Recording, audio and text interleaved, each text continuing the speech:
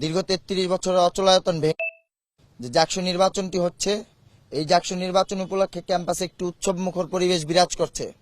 একটি গোষ্ঠী, আমি বলবো যে প্রশাসন তাদের গাফিলতির কারণে একজন ভিপি প্রার্থীর মনোনয়ন শেষ মুহূর্তে এসে বাতিল করে, যা আমাদের কাছে মনে হয়েছে যে ষড়যন্ত্রমূলক। তবে যত বাধা এবং ষড়যন্ত্রে আসুক না কেন, শিক্ষার্থীদের কোনো স্বার্থকে জলাঞ্জলি দেওয়া চলবে না জাহাঙ্গীরনগর বিশ্ববিদ্যালয়ে। আগামী 11ই সেপ্টেম্বর জাকসু নির্বাচন হতেই হবে ইনশাআল্লাহ।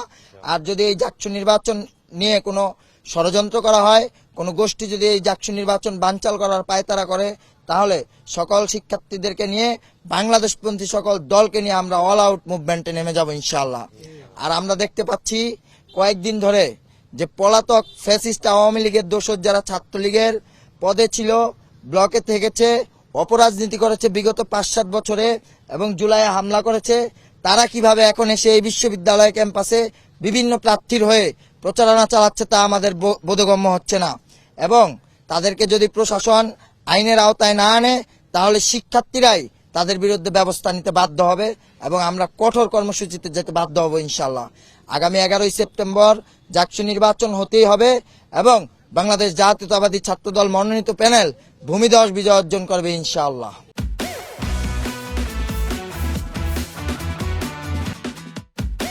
জাহাঙ্গীরনগর বিশ্ববিদ্যালয়ের জাকসু নির্বাচনের আর মাত্র প্রচারণার একদিন বাকি। আজকে 8 তারিখ, 9 তারিখে আমাদের প্রচারণার সময় শেষ হয়ে যাবে এবং তারপরে 11 তারিখে নির্বাচন অনুষ্ঠিত হবে।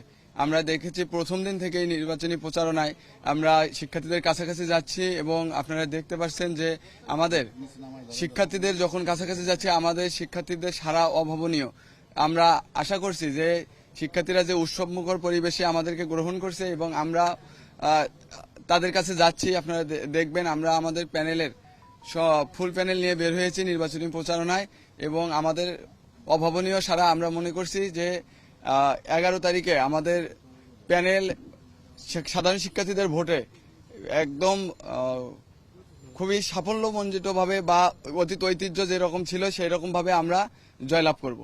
আমরাও দেখেছি যে হাইকোর্টে রিট করা হয়েছে যে জাহাঙ্গীরনগর বিশ্ববিদ্যালয়ে যাতে কেন্দ্রীয় ছাত্র সংসদ নির্বাচনকে স্থগিত করা হয়।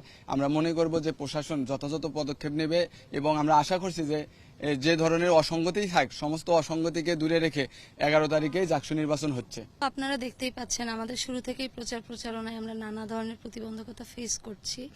তো গতকাল যেটা দেখলাম, গত পরশুদিন আমাদের ক্যাম্পাসের একজন ভিপি প্রার্থিতা বাতিল করা হয়েছে এতদিন পরে এসে। এটা একটা প্রতিবন্ধকতা। এখন আমরা শুনতে পাচ্ছি যে হাইকোর্টে রিট করা হয়েছে জাকসু স্থগিত করার জন্য। এটা তো জাকসুর জন্য সবচেয়ে বড় একটা চ্যালেঞ্জ, জাকসু যদি স্থগিত হয়ে যায়।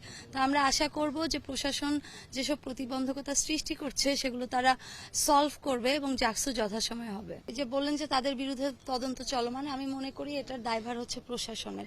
প্রশাসন তাদেরকে নিয়ে 1 বছর পর্যন্ত, 1 বছর হয়ে গিয়েছে, এখন পর্যন্ত কোনো তদন্তই করছে, যেখানে কিছু ফুটেজ প্রচুর স্পষ্ট।